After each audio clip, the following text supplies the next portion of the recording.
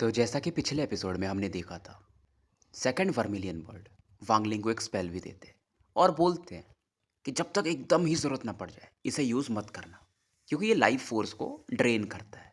अब आगे तो गाइज़ मेरा कश्मीर जाना मतलब कैंसिल ही हो गया है, क्योंकि हेल्थ का इश्यूज चल रहा है, बट मैं आप लोगों को बताता नहीं हूँ क्योंकि ऑफिस भी 8 घंटे का हो जाता है। खैर आगे बढ़ते हैं। अब जो सेकंड वर्मिलियन थे वो एक एथेरियल फायर यूज़ करके कुछ बोन जैसा बनाते हैं। बेसिकली ये फायर बोन के जैसा था और इस पर ये 2 प्रकार के सील्स भी लगाते हैं। काफ़ी इस समय सीरियस थे और इनका स्पीड बहुत फास्ट था। जो सील्स की संख्या थी ये बढ़ा करके 1 मिलियन कर देते हैं। और वांगलिंग भी इन चीज़ों को देखकर हैरान था। यहाँ पर जो, क्योंकि ये लेक के पास में थे, वहाँ पर ऐसा लगता है एक अम्ब्रेला बन चुका है। ये था burning umbrella, burning realm, ancient umbrella. और जो भी कल्टीवेटर्स थे यहाँ पर दूर से भी देख सकते थे, क्योंकि हवा में मानो लाखों की संख्या में ड्रैगन डांस कर रहे हो। ओल्ड वर्मिलियन का ब्रीदिंग भी थोड़ा सा रफ हो जाता है, क्योंकि इसको यूज़ करने में इन्हें अच्छा खासा पावर लगता है। टोटल ये 4 सेट ऑफ सील लगाते। पहले ग्रुप में 999, दूसरे में 9,999, तीसरे और चौथे में 9,90,000। और ये वांगलिंग को समझाते हैं कि मतलब तुम्हें 9 सांसों के अंदर इन सील्स को बनाना पड़ेगा, मतलब बहुत फास्ट करना पड़ेगा, तभी तुम हमारे क्लैन का सबसे स्ट्रॉन्गेस्ट स्पेल, यानी ये जो स्पेल है burning realm ancient umbrella, use कर पाओगे। और अगर सीलिंग बनाते समय कुछ प्रॉब्लम्स आए तो प्रॉब्लम आ सकता है तुम्हारे ऊपर भी। जबकि ये बताते इनका कल्टीवेशन आर्केन वॉइड के मिड स्टेज में था, बट ये भी इससे इंजर्ड हो सकते अगर प्रॉब्लम आ गया तो। और ये बताते हैं कि ये जो स्पेल था ये एंशिएंट सेलेस्टियल सॉवरिन ने दिया है। जहाँ कि वो थे वहाँ पर उन्होंने ये स्पेल यूज़ किया था और पूरे 10 बिलियन लोगों को डिस्ट्रॉय कर दिया था। इसलिए इसे बर्निंग रियल्म कहा जाता है। और इतना पता था कि अम्ब्रेला को 9 बार खोला जा सकता है। और उस समय जब सॉवरिन ने भी यूज़ किया था ये स्पेल को, तो ये 8 ही बार यूज़ किए थे, 9वीं बार नहीं यूज़ किए थे। मतलब 9वीं बार अगर यूज़ करते तो क्या होता सोच लो। और जो हमारे एंसेस्टर है यानी कि फर्स्ट वर्मिलियन, वो वाइट टर्बुलेंट के अर्ली फेज में है और इसे 5 बार खोल सकते हैं। तो अगर कल्टीवेशन का डाउट है तो मैं फिर से एक बार यहाँ बता देता हूँ। थर्ड रियल में जो पहला लेवल है उसे निर्वाणा वॉइड कहते हैं। अब उसमें मतलब अर्ली, मिड और पीक, फिर स्पिरिट वॉइड आता है, सेम उसका भी है। उसके बाद आता है आर्केन वॉइड जिसमें ये है। उसके बाद आता है वॉइड टर्बुलेंट और उसके बाद फोर्थ स्टेज है, जितना शायद मुझे याद आ रहा है, बट उसमें बहुत लेवल्स है।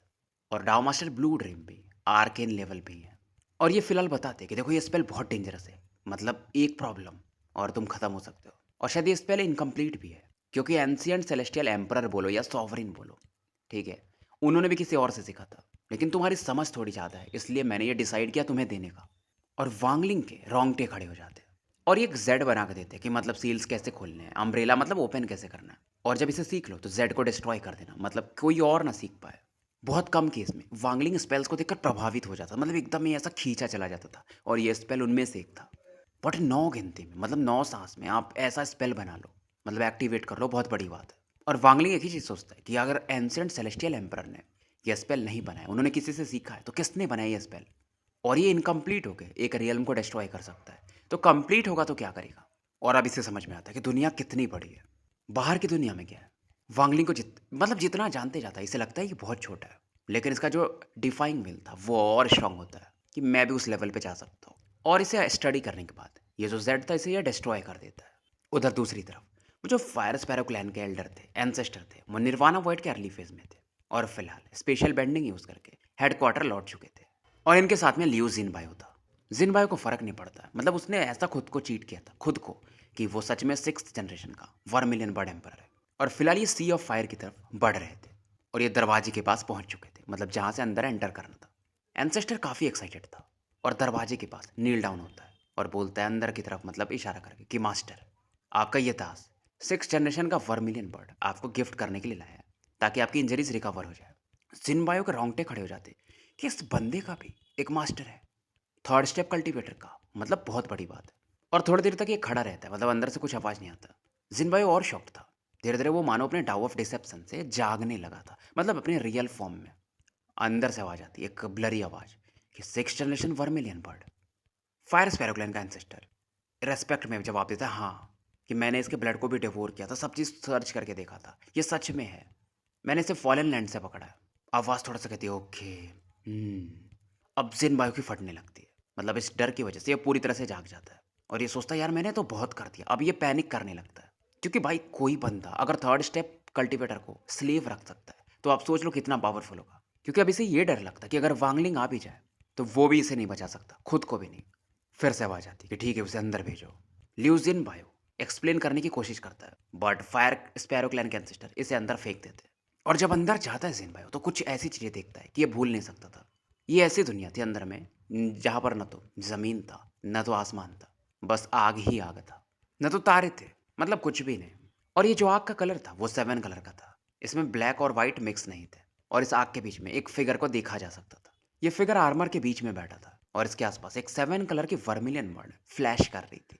और ये बोलते हैं कि तुम जा सकते हो, मतलब एंसेस्टर को। एंसेस्टर यहाँ से निकल लेते। जाने से पहले ये बंदा इन्हें थोड़ा फायर देता है कि इससे जाओ कल्टीवेट करो। अब जिनबायो को देखकर ये बंदा बोलता है कि तुम 6 जनरेशन के वर्मिलियन बर्ड नहीं हो। जिनबायो और डर जाता है कि लॉर्ड सेलेस्टियल मुझे माफ़ करे, मैं तो एक छोटा सा कल्टीवेटर हूँ, मुझे किसी ने फोर्स किया था और अगर मैं नहीं आता यहाँ पर तो वो मुझे मार देता। मैं आपको सर्व करूँगा। लेकिन इस दौरान ये बंदा, यानी कि वो ब्लरी वॉइस बोलता है कि तुम्हारे बॉडी पर कुछ है जो मुझे इंटरेस्ट खींच रहा है, मतलब अब मानो कुछ जड़ों के जैसे जिन बायो की बॉडी में एंटर करने लगते हैं और ये बंदा उन चीज़ों को एब्जॉर्ब करने लगता है और इसकी वाइटलिटी भी खत्म होने लगती है। जिन बायो चिल्लाता है और इसेंस ब्लड थूकता है और जैसे थूकता है उसमें एक स्वॉर्ड एनर्जी थी और उसके अंदर जूली को वो था और तुरंत ही एक बवंडर सा बना देता है और बोलता है मास्टर पैसेज खुल चुका है। लेकिन हालांकि इसकी भी फट रही थी कि यार ये फिंड कुछ भी करता है। उसे ये लगा था कि बस यहाँ पर फायर होगा, लेकिन यहाँ पर तो एक बंदा भी है इवन जो कि थर्ड स्टेप कल्टीवेटर को दास बना सकता है। इधर वो जो इल्यूजनरी वॉइस थी वो स्माइल करती है कि यार बहुत सही। उधर वांगलिंग को दिखाया जाता है जो कि अपने विंड और रेन रियल में झांकता है ऑलसीर के सोल के लिए और फ्यूचर थोड़ा प्रेडिक्ट करता है। अचानक से आंखें खोलता है और उसकी किलिंग ऑरा बढ़ चुकी थी क्योंकि अभी से आइडिया हो चुका था और फर्स्ट एम्परर से बात करके फर्स्ट वर्मिलियन बर्ड से कि कोई तो है जो फायर स्पैरोक्लैन में खुद को हील कर रहा है और शायद ये वही था थर्ड वर्मिलियन बर्ड। और अगर वो ट्रैप नहीं होते first vermilion bird foreign land में तो इसको निपटा चुके होते। और उन्होंने एक चीज़ और कहा था कि ये जो थर्ड वर्मिलियन बर्ड है इसका एक और पहचान है एंसेंट स्टार सिस्टम में। और वांगलिंग का गेस था वो 70% श्योर था या कह सकते हो 90% तक, क्योंकि एक ही बंदा था। इस बंदे को फर्स्ट जनरेशन के वर्मिलियन बर्ड ने इंजर्ड किया था और यही बंदा इनर रियल में गया था जो एक दहाड़ की वजह से इंजर्ड हुआ था और वो क्लोज डोर कल्टीवेशन में चला गया था। उसने फिर अपनी बेटी को किंगलिन को फंसाने के लिए भेजा था, वो जो टैटू क्लैन के एंसेस्टर भी कही जाती है, ताकि वो जॉस फ्लेम जनरेट कर सके। और फिर इसने प्लान करके lord of the sealed realm के बॉडी को भी डिस्ट्रॉय कर दिया था। और वांगलिंग का अंदाजा ये था कि शायद किंगशुई का जो मैडनेस है वो इसी बंदे से रिलेटेड है या सीमा मो। तो वांगलिंग का पागलपन और बढ़ जाता है। मतलब आप समझ सकते हो किसकी बात कर रहा है, सॉवरिन की बात कर रहा है वांगलिंग। तो यहाँ पे फॉर्मेशन एक्टिवेट होता है तो इसके अंदर में भी एक फॉर्मेशन टाइप बनता है और ये गायब हो जाता है। ओल्ड वर्मिलियन बर्ड अपनी आंखें खोलते हैं और धीरे से बोलते हैं, मतलब कि फर्स्ट वर्मिलियन बर्ड को ऐसा याद करके कि आप अभी भी नहीं मानते हो कि हमारे मतलब क्लैन का है, हालांकि मैंने आपके आज्ञा को छोड़कर इससे सबसे स्ट्रॉन्गेस्ट स्पेल सिखा दिया। इधर लियू जिनबायो मतलब बहुत सारे थ्रेड्स की वजह से धागों की वजह से बंध चुका था, चिल्ला रहा था और जूली को वांगलिंग को पुकार रहा था। और जो फिगर था वो जो भी बंदा था सॉवरिन मुझे लग रहा है, वो बोलता है इंटरेस्टिंग। पर तभी अचानक से जो जूली को ने एक स्वॉर्ड का स्टॉर्म बना दिया था, बवंडर जैसा गोल गोल, उसमें से एक माइटी फोर्स निकलता है। दो बड़े से हाथ पहले निकलते हैं, इस स्पेस में रिफ्ट बनता है और वांगलिंग बाहर आता है। और वांगलिंग सीधा उस 7 कलर्ड फ्लेम की तरफ देखता है और एक ही शब्द बोलता है सॉवरेन। और फाइनली वो जो बंदा आंखें बंद करके था वो भी आंखें खोलता है और बोलता है मुझे तुम्हारा नाम याद है, वांगलिंग है ना। वांगलिंग भी बोलता है, अब अपना पहचान नहीं छिपाता है कि हाँ भाई। और वांगलिंग का राइट जो हैंड था वो चमकता है और साथ में थंडर टैटू भी। और पहले ये जू लिगो को अंदर रख लेता है और लियू जिनबायो को भी अंदर खींच लेता है। मतलब थंडर टैटू की वजह से दो बड़े हाथ निकलते हैं और फिर वो उसे भी अंदर डाल देते हैं। और वो बंदा वांगलिंग को रोकता भी नहीं है और एक ही चीज़ बोलता है वेरी गुड, मानना पड़ेगा तुम्हें कि मैंने तुमको किंगलिन के पास देखा था, फिर किंग शुई और सीमा मो। तुम्हें पता था कि मैं यहाँ पर हूँ फिर भी तुम आए। शायद ओल्ड वर्मिलियन ने तुम्हें इतना साहस दिया है। ओल्ड वर्मिलियन मतलब ये फर्स्ट जनरेशन को बोल रहा होगा। और फिर ये बोलता है शायद तुम्हें ये लग रहा हो कि मैं सीरियसली इंजर्ड हूँ तो तुम मुझे मार सकते हो। वांगलिंग बोलता है सही पकड़े हो और सीधा ये 7 कलर्ड फ्लेम की तरफ पड़ता है। अब इसका लेफ्ट आई में 9 कलर जो फायर था यानी इथेरियल फायर वो चमकता है और 7 कलर फ्लेम को पीटने लगता है, मतलब उसको काउंटर करने लगता है। थंडर राइट आई में चमकता है, थंडर टैटू प्रकट होता है और 9 एंशियन ड्रैगन्स यहाँ पर निकलते हैं। एंशियन थंडर रियल्म थोड़ा सा खुल जाता है, लेफ्ट हैंड से ये सील बनाता है और कुछ फैंटम्स पेड़ जैसे निकलते हैं, एंशियंट फॉरेस्ट स्पिरिट्स, वो भी आगे चार्ज करते हैं और ये बहुत फास्ट वांगलिंग करता है। बट वो जो अंदर में फिगर बैठा था वो हंसता है कि तुम्हारा जजमेंट सही है कि लॉर्ड सच में इंजर्ड है, लेकिन तुमने एक अच्छा काम किया, तुमने हेवन डिफाइंग बीड यहाँ पर लाया है तो मैं रिकवर हो सकता हूँ। अब ये अपने राइट हैंड को आगे बढ़ाता है जो कि थोड़ा सा ब्लरी था, मतलब पूरी तरह से नहीं था लेकिन आर्मर से ढका हुआ था और ये बोलता है मैं लॉर्ड बहुत लंबे समय से वेट कर रहा था। मुझे पता बहुत लोग मुझे हेट करते हैं बट आज तक मुझे कोई मार नहीं पाया, बल्कि मैंने उन्हें मार दिया। तुम एक्सीलेंट हो लेकिन अभी क्वालिफाइड नहीं हो। मैं एक ही स्पेल यूज़ करूंगा। तो इसका राइट हैंड आगे बढ़ता है और जैसे आगे बढ़ता है दुनिया एक कुएं के समान दिखती है। आसपास पानी की बूंदें फैलने लगती हैं भाप के रूप में। पानी भी कुआं के समान ही था, मतलब कुआं का शेप ले लेता है। और ऐसा लगता है, ये एक डायलॉग बोलता है कि सभी चीज़ कुआं के अंदर है, तुम्हारे स्पेल्स, ट्रेजर्स, तुम्हारी बॉडी पे। स्पेस भी वाटर का बन जाता है। मतलब वांगलिंग देख सकता था कि इसका जो फायर फायर स्टॉर्म इसने बनाया था, इथेरियल थंडर बनाया था, वो फॉरेस्ट स्पिरिट बनाया था, जो सब उसको नीचे पानी में दिख रहे थे। बस पानी में वो 7 कलर्ड फ्लेम जो था उस बंदे का, वो नहीं दिख रहा था। मतलब कौन सा सही है कौन सा गलत है ये नहीं, कि मतलब नीचे वाला वांगलिंग है या ऊपर वाला, क्योंकि पानी में भी वांगलिंग दिख रहा था, उसके स्पेल्स दिख रहे थे, और ऊपर में तो वांगलिंग था ही। वांगलिंग बीच हवा में रुक जाता है, इसके स्पेल्स रुक जाते हैं, ट्रेजर्स रुक जाते हैं, मानो इसका सोल ट्रैप हो चुका था। इसको भी वही लगता है, मतलब वांगलिंग कंफ्यूज हो जाता है कि मैं ये वाला हूँ या वो पानी वाला मैं हूँ। एकदम रियल लगता है। और ये बताता है कि इस स्पेल को fishing the moon in the well कहते हैं। अब जो 7 कलर फ्लेम वाला बंदा था वो आगे आता है और ये वांगलिंग को पकड़ लेता है। वांगलिंग अपने माइंड को फोकस करता है और वांगलिंग को ये कुएं से पकड़ता है, मतलब पानी के रिफ्लेक्शन से। और अब ये बोलता है वांगलिंग को, देखो तुम्हें मारना कितना आसान है। दिखने में ये मिडिल एज मैन था, ठीक ठाक हैंडसम था। और ये वांगलिंग को सोल को पकड़ता है और बोलता है यार तुम तो सीरियसली इंजर्ड हो। ऐसा वांगलिंग उसे बोलता है। एकदम शांत हो जाता है। बंदा जो वांगलिंग को पकड़ के था उसकी आंखों में चमक आता है और वो हैरान था कि यार जब ऐसा होता है ना कि मतलब ये फिशिंग द मून यूज करता है तो कोई कुछ बोल भी नहीं पाता है, लेकिन वांगलिंग बोल पा रहा था। और वांगलिंग इस दौरान, क्योंकि उसने वांगलिंग के परछाई को पकड़ा था या सोल को पकड़ा था, जो भी बोलो, तो जो ओरिजिनल वांगलिंग था यहाँ पर वो मूव करता है। उसके हाथ में एक वर्मिलियन बर्ड का पंख था और इसे ये लहराता है और आसमान में आग फैलना शुरू होता है। फिलहाल जो ये जो मिडिल एज मैन था जो वांगलिंग को पकड़ा था उसे दबाता है कस के, और वांगलिंग चीखता है और मर जाता है। और जो वांगलिंग मतलब बीच में था, होप आप कंफ्यूज नहीं हो रहे, मतलब वो परछाई को पकड़ के दबाता है, बट ओरिजिनल वांगलिंग जो यहाँ पर है उसका भी चेहरा वैसे पीला होने लगता है, लेकिन फिर भी वो फर्स्ट वर्मिलियन बर्ड का जो मंत्र था उसे यूज करता है और बोलता है मैं 6 जनरेशन का वर्मिलियन बर्ड के ओरिजिन स्पिरिट को यहाँ पर बुलाता हूँ। और फाइनली ये जो बंदा था ये बोलता है यार मैंने तुम्हें अंडरस्टिमेट कर दिया, तुम अच्छे से प्लान करके आए थे, तुम अपनी ओरिजिनल बॉडी के साथ आए ही नहीं हो बल्कि डेविल सोल के साथ आए हो। बहुत सही बहुत सही। क्योंकि वांगलिंग ने क्या किया था कि ऑल सीर के सोल के साथ फ्यूज हुआ था और एक फ्यूचर देख लिया था, जैसे कि इसने डाविस्ट वाटर के समय किया था। तो इसने अपना बस एक अवतार भेजा था, तो इसने अपने भागने का प्लान भी बना के रखा था। तो एंशियंट डेविल के अंदर जो इसका कॉन्शियसनेस इसने पहले डाला था उससे ये हटा देता है और अपने सोल का पावर डाल देता है, मतलब जैसा भी समझो। तो जो फिशिंग द मून सोल को पकड़ता है इसके, वो तो इसका सोल था ही नहीं, वो एंशियंट डेविल का सोल था। और ऐसा वांगलिंग ही कर सकता था क्योंकि एंशियंट गॉड था। क्योंकि एंशियंट डेविल, एंशियंट गॉड और एंशियंट डीमन सब एक ही मतलब ब्लड लाइन से आते हैं। और सॉवरिन इंजर्ड था तो वो इन चीज़ों को ध्यान नहीं दे पाता है और वांगलिंग को कम में आंकता है। तो फिलहाल वांगलिंग वो वर्मिलियन बर्ड के फ्लेम को इस्तेमाल करता है जो फेदर उन्होंने दिया था, और यहाँ पर एक वर्टेक्स बनता है जो कि मानो एक ब्लैक होल के समान था, और यहाँ पर एक दरवाजा खुलता है और एक वर्मिलियन बर्ड की आवाज़ सुनने को मिलती है। इवन इस आवाज़ के सामने जबकि वांगलिंग 4 बार जाग चुका था, 4 बार अवेकनिंग था इसका वर्मिलियन बर्ड का, फिर भी वो रेस्पेक्ट दिखाती है। अब ये जो ओल्ड मैन था इसके पीछे में जो 7 कलर्ड वर्मिलियन बर्ड थी वो भी एक अपना क्राई मारती है, वो भी डर रही थी, ऊपर उड़ना नहीं चाहती थी। और ये हैरान हो जाता है कि उस बंदे ने, मतलब फर्स्ट वर्मिलियन ने, तुम्हें ये भी दे दिया मुझे मारने के लिए।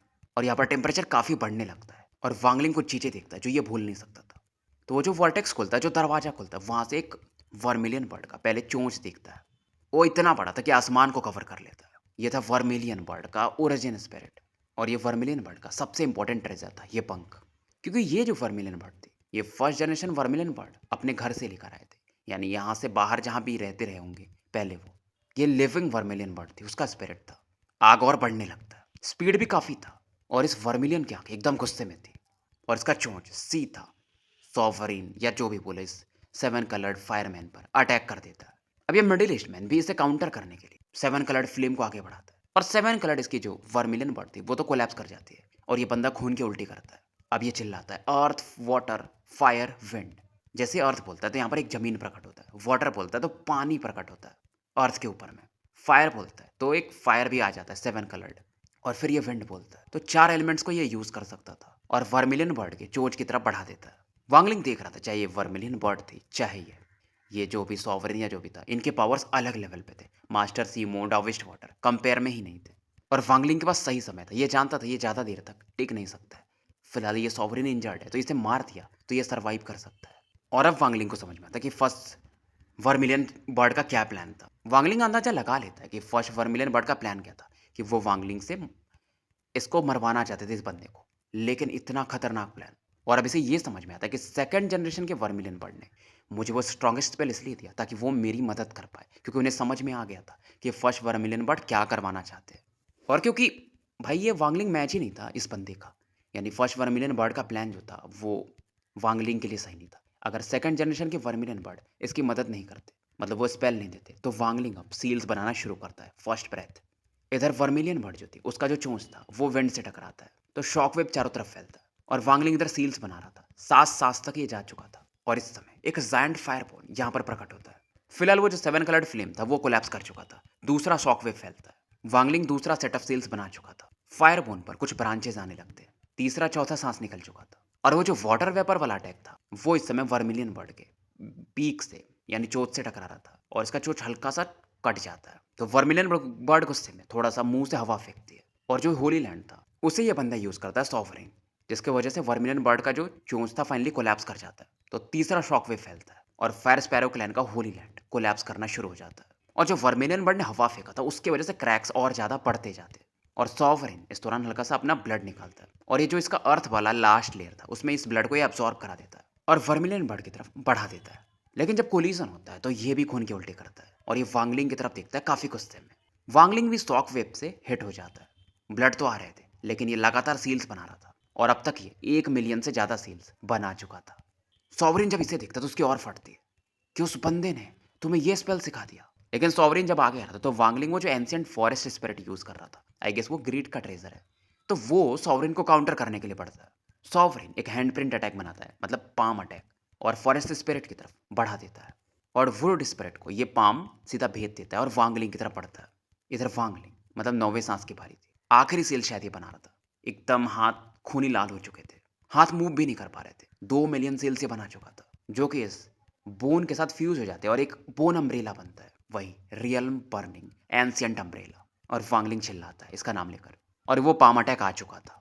क्योंकि वांगलिंग को रेस्ट्रिक्शंस की आदत थी तो इसके लिए थोड़ा आसान हो जाता है, लेकिन पावर उतना नहीं था इसमें, क्योंकि इसका अभी समझ नहीं था उतना टाइम कहाँ मिला था। अब वांगलिंग इस पर अपना ब्लड थोड़ा सा डालता है, और जैसे डालता है इसे फील होता है कि इसका जो वाइटैलिटी है वो खत्म हो रहा है, अम्ब्रेला एब्सॉर्ब कर रहा है। और अब ये चिल्लाता है कि umbrella open to destroy the real.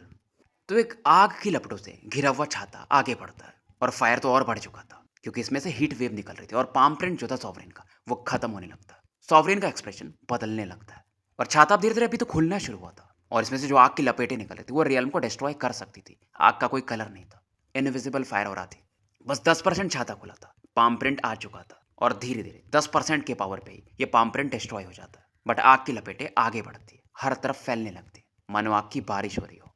और जो शॉकवेव फैला था वो वर्मिलियन बर्ड के चोंच और सॉवरिन के पावर की वजह से वो भी शांत हो जाता है। सॉवरिन का चेहरा पीला हो चुका था कि यार रियल्म बर्निंग एंशिएंट अम्ब्रेला। पहले तो मैं वो फिशिंग द मून में कामयाब नहीं हुआ, फिर मुझे वर्मिलियन बर्ड स्पिरिट से फाइट करना पड़ा, और अब तो और इंजर्ड हो चुका था। और सॉवरिन गुस्से में एक सील बनाता है और अपने शोल्डर की तरफ अपने हाथ को बढ़ाता है और उसे थोड़ा खींच देता है। काफी पेन में था, मतलब इसका आर्मर जो इसके बॉडी से फ्यूज हो रहा था उसे ये निकालने लगता है। आर्मर जो था वो एक पाम अटैक में बन जाता है, और ये बोलता है कि ये रियल बर्निंग एंशिएंट अम्ब्रेला उतना भी ओपन नहीं है, मतलब उतना स्ट्रांग नहीं है। तो ये जो आर्मर है मुझे मेरे मास्टर ने दिया, और शायद ये काफ़ी है इस खुले हुए अनखुले हुए छाते को रोकने के लिए। और ये बोलता है यूनिवर्स सप्रेसिंग पाम, और एक पाम अटैक आर्मर में से निकलता है और वांगलिंग के इस अम्ब्रेला की तरफ पड़ता है। पाम का साइज बहुत बड़ा था, मतलब वर्मिलियन बर्ड के चोंच के बराबर था। और सॉवरेन चिल्लाता है कि रियल बर्निंग एंशिएंट अम्ब्रेला अब फुटो मेरे लिए। अम्ब्रेला ट्रेम्बल करने लगता है और वांगलिंग खून की उल्टी करता है। वाइटैलिटी इसका अच्छा खासा जा चुका था, 20% ही ये छाता खोल पाया था।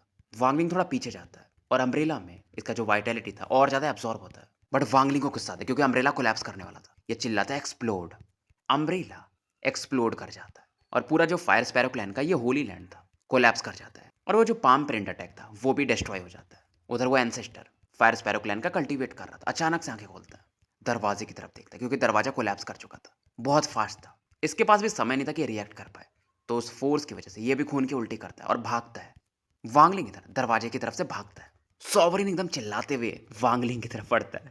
बस उसका एक ही मकसद था, अब तो इंजर्ड हो ही चुका था, पहले से ही था ही वो, कि बस इस वांगलिंग को निपटा दो। और एक और पाम प्रिंट अटैक ये वांगलिंग की तरफ बढ़ा देता है। वांगलिंग जब देखता है तो तुरंत ही विंड और रेन रियल्म को प्रकट करता है और पाम को विंड और रेन रियल्म से रोकने को देखता है, बट इसका ये रियल्म भी कोलैप्स कर जाता है। वांगलिंग खून की उल्टी करता है, लेकिन तभी ये डाउमास्टर ब्लू ड्रीम का जो लाइट और शैडो शील्ड था उसे यूज करता है और पाम प्रिंट आके टकराता है। इसका ये जो डिफेंस था वो भी टूट जाता है। वांगलिंग की हालत और खराब हो चुकी थी। अब ये पाम प्रिंट इसके बॉडी से टकराने वाला था। इसके एंशिएंट गॉड स्टार्स रोटेट करते हैं। एम्परर फर्नेस बाहर निकलता है इसके फर्स्ट स्टार में से और इस पाम प्रिंट से टकराता है। एक बजिंग साउंड आता है, मतलब टन कुछ वैसा आवाज। वांगलिंग काफी पीछे जाके गिरता है, बट एम्परर फर्नेस कोलैप्स नहीं करता है और ये फिर से वांगलिंग के 1 स्टार में एंटर कर जाता है। सॉवरिन चिल्लाता है कि मैं भी देखना चाहता हूँ भाई, तू बचेगा कैसे। और पाम प्रिंट क्योंकि डिस्ट्रॉय नहीं हुआ था तो वांगलिंग की तरफ पड़ता है। 60 फीट की दूरी पे बस था और ऐसा लग रहा था वांगलिंग को कि इसका जो सोल है वो बाहर निकल जाएगा। अब वांगलिंग, वो जो इसके पास एंशिएंट गॉड का गॉन्टलेट था, अगर आपने थैनोस के हाथ में वो देखा होगा जो उसने पहन के था, वो उसी को गॉन्टलेट बोलते, तो इसके पास भी था एंशिएंट गॉड का ट्रेजर जो इसे ग्रीड से मिला था। तो उससे ये पाम प्रिंट टकराता है, फिर से खतरनाक साउंड आता है। वांगलिंग 7 बार खून की उल्टी करता है और ये जो प्लेनेट था यही पूरा कोलैप्स कर जाता है और वांगलिंग काफी पीछे जाके गिरता है, मतलब इस प्लेनेट के एकदम सेंटर में। दूसरे साइड से बाहर निकलता है और भागता है। सॉवरिन हैरान था कि ये मरा नहीं अभी तक। फिर से एक पाम ग्रेनेड अटैक वांगलिंग पर बढ़ाता है। वांगलिंग को और गुस्सा आता है और ये 8 स्टार जो एंशिएंट गॉड का लाइफ सेविंग स्पेल था, एंशिएंट ब्लेसिंग, उसे यूज करता है। और एक एंशिएंट गॉड जो कि एक प्लेनेट के बराबर है यहाँ पर प्रकट होता है। मतलब इल्यूजनरी था, स्पिरिचुअल हो रहा थी उसकी बस। और उसको देख कर लग रहा था कि उसने बहुत सारे बैटल्स लड़े थे और अपने हाथों से ये वांगलिंग को कवर कर लेता है, मानो वांगलिंग उसका बच्चा हो।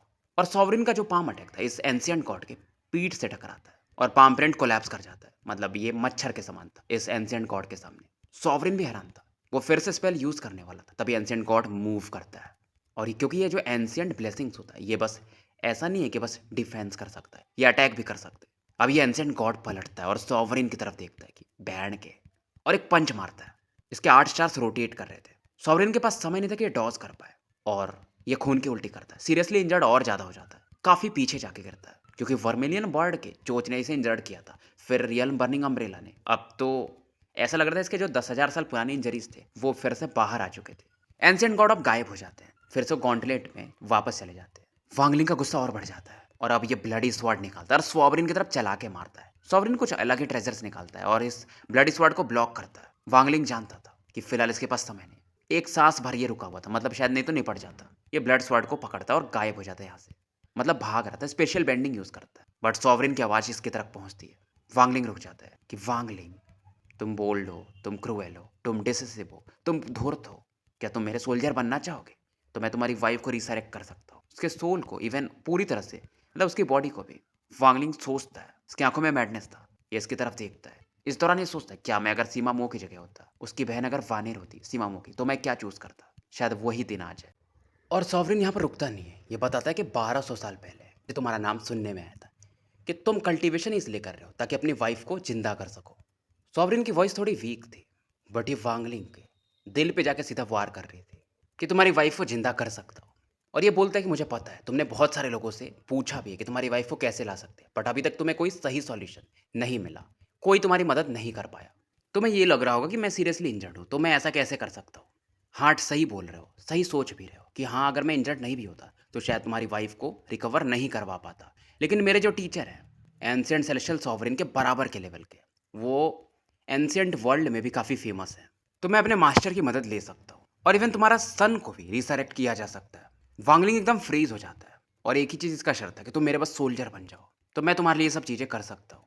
वांगलिंग अब स्ट्रगल कर रहा था, मतलब डाउमास्टर ब्लू ड्रीम ने भी ऐसे कुछ चीज़ें बोली थी या वर्मिलियन बर्ड ने भी बोला था, लेकिन वो जो चीज़ें थी वो इससे भी, मतलब इस लेवल की नहीं थी, ऐसा कह सकते हो। सबसे वल्नरेबल वांगलिंग आज था। लीमुआन इसकी कमजोरी थी और ये बोलता है कि तुम टॉप लेवल के होगे। इफ एन मास्टर सीमो, किंग शुई और किंग लिन भी तुम्हारे सामने कुछ भी नहीं होंगे और मैं तुम्हारा नया नाम दूंगा, मास्टर लिंग शांग। मतलब ये ऐसे बहुत सारी चीज़ें बोलता है कि 1500 साल हो गए तुमने अपने बेटे को वांग पिंग को देखे हुए, इसे हर एक चीज़ पता था।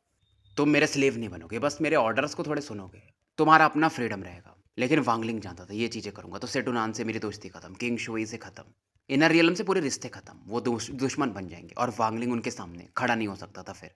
मतलब एक दिन हो सकता है सॉवरिन बोले कि सेटुनान को मार दो, वांगलिंग कर नहीं सकता था।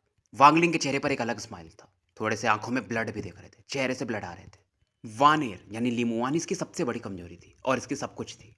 ये जानता था कि अगर मैं लिमुआन को रिसरेक्ट भी कर देता हूँ और वो मुझे ऐसा देखेगी तो वो, मतलब मैं उसकी नज़रों में गिर जाऊंगा। फिर वांगलिंग याद करता है पुरानी चीज़ों को कि मैं आज तक किसी के सामने नहीं झुका हूँ, सिवाय सेटू के। फिर ज़ाओई कैसे याद आती है, मतलब जो किंग शुआन से एकदम वो थे इन्फैचुएटेड, फिर भी उन्होंने इसकी मदद की थी। फिर किंग शुई, मतलब जो कि दिल से इसको अपना भाई मानते थे। और इसे याद आता है किंग शुई का जो पागलपन है वो आउटर रियल्म के कारण ही था। फिर इसे वर्मिलियन बर्ड सेक्ट के जो फिफ्थ एम्परर थे यानी लू यून, इनर रियल्म वाले, उनकी याद आती है कि मैं उनके इस एहसान को कैसे भूल सकता हूँ। फिर सेकंड वर्मिलियन बर्ड, क्या मतलब इंसान है वो, वांगलिंग को मतलब अलग ही पसंद आए थे वो। उन्होंने इसे ड्रैगन भी गिफ्ट किया था और रियल बर्निंग अम्ब्रेला उन्होंने ही तो दिया था, मतलब फर्स्ट जनरेशन के वर्मिलियन बर्ड के अगेंस्ट जा करके। और उन्होंने ये भी बोला था कि अगली बार जब हम मिलेंगे तो तुम सेवन्थ जनरेशन की वर्मिलियन बर्ड को मतलब मेरे लिए चुन चुके होगे।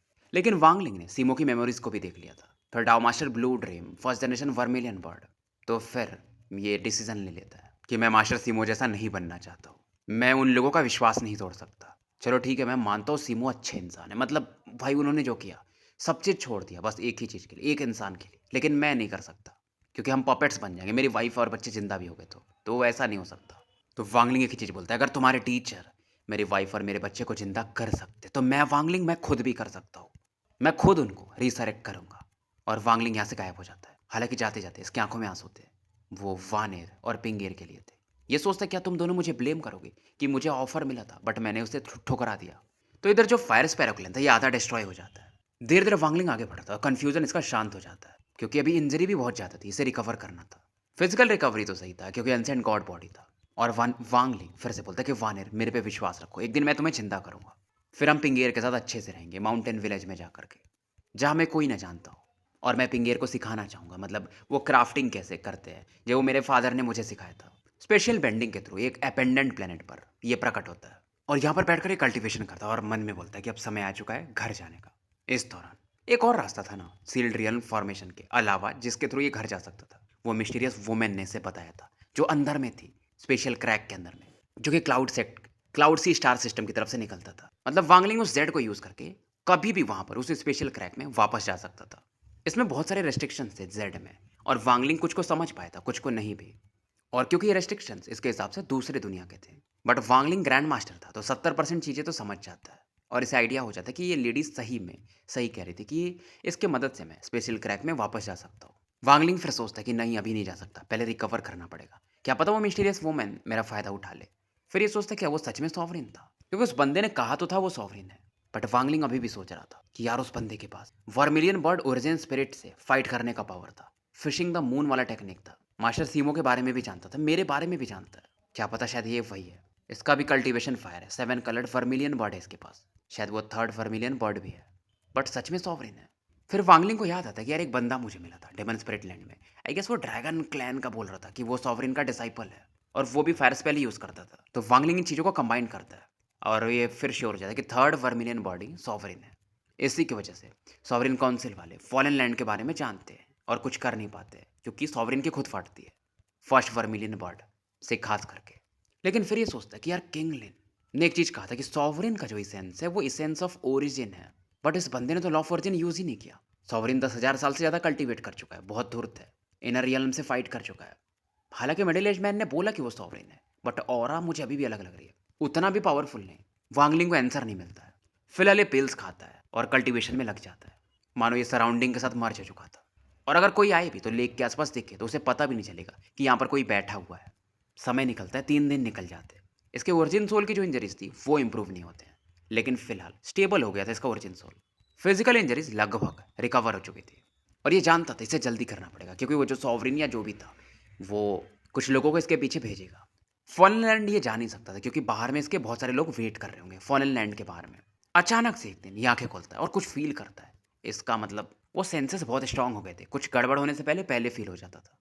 और ये तुरंत ही उठता है, वर्ल्ड के साथ मर्ज होने वाला था। तब एक अचानक से बड़ा सा क्रैक बनता है, एक पावरफुल प्रेशर जिसमें से मतलब एक बड़ा सा हाथ इसकी तरफ पड़ता है, वांगलिंग की तरफ चार्ज करता है। और जो आवाज़ थी वो भेड़िए के समान थी, तो आवाज़ की वजह से डिस्टॉर्शन होने लगता है स्पेस में, तो वांगलिंग वर्ल्ड के साथ मर्ज नहीं हो पाता है। तो इस हाथ में जो औरत थी वो जॉस फ्लेम वाली थी, यानी बंदा थर्ड स्टेप में तो होगा। और ज़्यादा लंबा समय नहीं हुआ था, वांगलिंग ये भी अंदाजा लगा लेता है कि ये बंदा भी निर्वाणा वाइट के अर्ली फेज में है। फिलहाल इसके ऊपर जो नाखून चार्ज करते मतलब हाथ में जो नाखून थे वो बहुत शार्प थे। लेकिन वांगलिंग अब यहाँ पर ये भी कुछ नाखून निकालता है जो इसे ओल्ड वर्मिलियन ने दिया था और आगे फेंक के मारता है, जिसमें ब्लैक हो रहा थी, पाम से टकराती है और ये पाम कोलैप्स कर जाता है। लेकिन जो हाथ की औरत थी, जो एक फ़ोर्स आगे बढ़ता है, हालाँकि हाथ तो डिस्ट्रॉय हो जाता है, फिर भी वांग लिंग को हिट करता है और वांग लिंग थोड़ा-सा ब्लड मतलब वॉमिट करता है। अब ये तुरंत ही एंशिएंट लीफ निकालता है, जो कि 10,000 फीट का हो जाता है और जो स्पेस होल था, जहाँ से वो हाथ निकला था, उसे ये सील कर देता है और वांग लिंग उसके बाद यहाँ से स्पेशियल बेंडिंग यूज़ करके मर्ज हो जाता है और 3 सांस के बाद ये जो एंशिएंट लीफ था, ये स्पेस में गायब हो जाता है और वांग लिंग के पास प्रकट होता है और बार-बार ये स्पेशल बेंडिंग यूज़ करके आगे भागने लगता है। क्योंकि फिलहाल ये क्लाउड सी में नहीं लौट सकता था उसे स्पेशल क्रैक के थ्रू, क्योंकि वो लेडी भी क्या पता कौन है। अब ये देखना चाहता है यहाँ पर क्या है और ये दिमाग लगाता है कि डिवोर्स स्पेल यूज ही करता हूँ किंग शोई वाला, फिर से अपने कल्टीवेशन को रिकवर करता हूँ। अब इस दौरान जहाँ से एंसेंट लीफ गायब हुआ था वहां पर 30 फीट का होल खुलता है और एक फिगर बाहर निकलता है। काफी फेरोसियस दिख रहा था, थर्ड आई पर एक मार्क था वुल्फ के जैसा। सॉवरेन काउंसिल के कमांड पे जो एंशिएंट स्टार सिस्टम में 4 खतरनाक क्लैन है उनमें से एक वुल्फ क्लैन का, हेवनली वुल्फ क्लैन का ये बंदा था और ये अकेले नहीं था। इसके शोल्डर पर एक लड़की बैठी थी जिसने रेड कपड़े पहने थे, काफी चार्मिंग थी और इसके भी थर्ड आई पर एक मार्क था। थोड़ा स्ट्रेंज था, अगर वांगलिंग देखता तो पहचान जाता। ये स्टीलिंग एक्सटर्मिनेशन क्लैन का मार्क था, क्योंकि वांगलिंग एक ओल्ड मैन से मिला था जो कि सेम वहीं के थे, हालांकि थे नहीं वहां के, बट उन्होंने वहां की टेक्निक सीखी थी। लड़की का पावर लेवल थर्ड हेवंस प्लाइट पे था, हाथ में कंपास था और स्माइल करके बोलती कि ईस्ट में बढ़ो, यहाँ से 1,97,845वें किलोमीटर पे वो बंदा है। लेकिन तुम्हारा जो राइट हैंड है वो थोड़ा जहर उसमें मिल चुका है और बिना मेरी मदद के ये पॉइजन निकाला नहीं जा सकता। बंदे को गुस्सा आता है, लेकिन क्या ही कर सकता था, लेडी को की बात पर ये आगे बढ़ता है और एक हाथ से ब्लैक होल बनाता है, उसके अंदर एंटर कर जाता है। कुछ कुछ स्पेशल बेंडिंग ये भी यूज करता था। वांगलिंग आगे बढ़ रहा था, तभी अचानक से इसके सामने एक ब्लैक होल होता है। एक बंदा बाहर निकल ही रहा था, तभी वांगलिंग एंशिएंट लीफ वहां पर फेंक के मारता है और बोलता है सील। पर वांगलिंग इस दौरान उस लेडी को देख लेता है, उसके मार्क को। अब क्योंकि वो बंदा वहां से नहीं निकल सकता था, तो एक दूसरे जगह ब्लैक होल प्रकट होता है और वो निकलने लगता है और निकल भी जाता है। फिर उस पत्ते की तरफ देखता है, बट तब तक वो जो लीफ था वो गायब हो जाता है। लेडी इस दौरान कंपास देखती है और कहती, यार इस बंदे के बारे में ग्रैंड मास्टर यून लोगों ने और मास्टर सीमो ने भी नहीं बताया। इस बंदे का कल्टीवेशन अगर ये इंजर्ड नहीं होता तो इसे पकड़ना मुश्किल ही था। फिर से ये नॉर्थ वेस्ट में 3,78,496 किलोमीटर की तरफ इशारा करती है। ये जो हेवनली वुल्फ क्लैन का बंदा था, ये इस लेडी को ऑफेंड नहीं कर सकता था, क्योंकि ये जो डाओ मास्टर मायोयन है ये उनकी मेड है और डाओ मास्टर मायोयन बहुत पावरफुल है। और जो डाओ मास्टर मायोयन थे वो तो एंशिएंट ऑर्डर टॉम में गए थे, नहीं तो वो खुद आते। और ये बताती है कि बहुत सारे पावरफुल कल्टिवेटर्स वहीं जा चुके हैं, पहले जल्दी करो, इसे पकड़ो। लड़की स्माइल करती है और लड़की बोलती है, टेंशन मतलब, अगर तुम इसे पकड़ लेते हो तो डाओ सॉवरेन तुम्हें एक रैंक 6 का डाओ स्पिरिट देंगे। वांगलिंग अब इधर काफ़ी दूर निकलता है, जहाँ पर 6 प्लैनेट्स थे, एक फॉर्मेशन बना रहे थे और फॉर्मेशन पर एक वुल्फ जैसा दिख रहा था। बेसिकली ये वुल्फ क्लैन का ही ब्रांच था। तो वांगलिंग एक ब्लडी मिस्ट ऑरा फैलाता है और यहाँ के लोगों को एब्जॉर्ब करना शुरू कर देता है। ये नया ब्रांच था हेवनली वुल्फ क्लैन का, जिसे वांगलिंग निपटा गया था। ज़्यादातर मर चुके थे। अब इस दौरान ये बर्ली मैन फिर से प्रकट होता है और इसे ये आवाज़ें सुनने को मिलती। ये डर जाता है, मतलब हैरान हो जाता है और इसे काफ़ी गुस्सा आता है। इतने गुस्से में था इसके पीछे में एक वुल्फ का शेप भी बनता है। तो स्टोरी यही समाप्त करते हैं। मिलते हैं फिर कल एक नए वीडियो के साथ।